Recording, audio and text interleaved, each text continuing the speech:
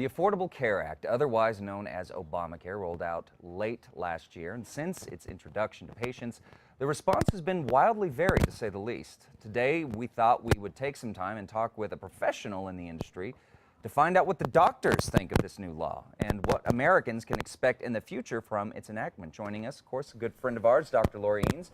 Doctor, pleasure to see you again. Always, it's been a little while. Chad, yeah. Hope your 2014 is off to a good start. It is. Good. Yeah. Good. So, so it seems everyone has got a varied opinion on Obamacare. Yeah. Participants, of course, there was a big thing when it first rolled out, the website rolled out, so many problems with it. But as a healthcare professional, what is your opinion on the Affordable Care Act? Well, here's what we know already, Chad. Currently, we do have 12,000 people enrolled in the state, and we're expecting at least 50,000 in what we call individual plans that we now call the Affordable Care Act.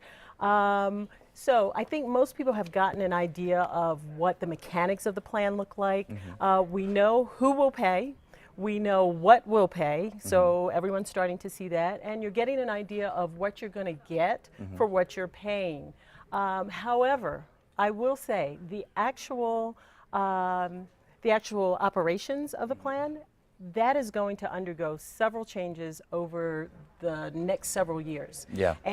But I will say, I think most physicians are hopeful that there will be affordable care for all in the future, and that we'll be able to get back to the practice of medicine, not just a science, but as a healing art. Right, Yeah. right, which is important. Now, you know, a lot of people are seeing changes. They're seeing both good and bad changes. You were saying within the next few years, we're going to see some new implementations with this law roll out. What can we expect to see in terms of how it is going to affect healthcare in the United States in the coming years? Yeah. So what we'll know is we'll need to begin to look at our newly emerging healthcare system in a different way. Healthcare should be about caring for our health. Unfortunately, in the past model, we've been focused a little bit more on sick care. We get sick and then we seek care. Right. So that's going to have to change. And what we do know is that instead of waiting for a diagnosis of hypertension or high cholesterol or diabetes, the emphasis is going to be more on prevention as well as self-care. Now, what we've also seen is that employers have already begun what we call biometric screenings, where they're able to track early abnormalities like in blood pressure and in your weight, and then begin to encourage corrective lifestyle changes. So that's the other thing that's going to be in place. And in the future, if you don't follow the behavioral changes, like improving your diet, getting your weight down, there is a possibility of penalties that may ensue. Okay. Now, don't worry, because there's a growing need for what they call trained health coaches that will be available and accessible for patients to help you become accountable and to help you improve your health. Gotcha. Yeah. So I think it's really good, you know, in terms of however we feel about this new law, that we're talking about taking preventative measures. We don't want to wait until we get to the point that it could potentially be too late for some people. The health goes so bad. So, of course, it's no big secret. Our nation, we've got problems with obesity. You know, smoking has for years been a big problem in terms of health care.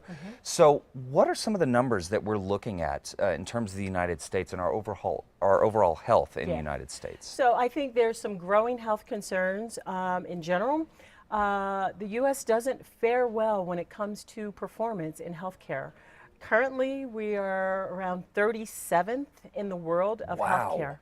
Yeah, we're 37th. That's incredible. And that takes a lot of things into consideration, like access to healthcare, infant mortality, the number of diseases that we have in this country. So we're still not looking pretty good when it comes to being at the top of things. We're also in this country, we're also faced with a shortage of physicians. So now we have more patients than there are physicians. Wow. And so I think one of the things that I am looking to do is I now have to find better ways to teach people about their health instead of just treating their conditions. Right, so we want to get ahead of it. Exactly. Yeah. So we want to get ahead. So now I know that you're going to be talking in the New Mexico School of Natural Therapeutics coming up very soon. And as you said, you want to get ahead of this. So how can viewers get in contact with you if they want more information? So one of the things that we'll be doing, I'm going to be doing a series of talks over the upcoming months, getting people empowered to change their health and to live healthier. We'll be at the New Mexico School of Natural Therapeutics on Saturday. Okay. I'll be doing a talk called Know Which Doctor to Call. Okay. And so that way you can get empowered. You can get more information on Facebook at 1-to-1. 1-to-1. Great. All right. Dr. Lori, always a pleasure to see you. Always great information. Yes, Thank you so much for coming in. Health is wealth, and stay healthy. Thank you. Yes. All right.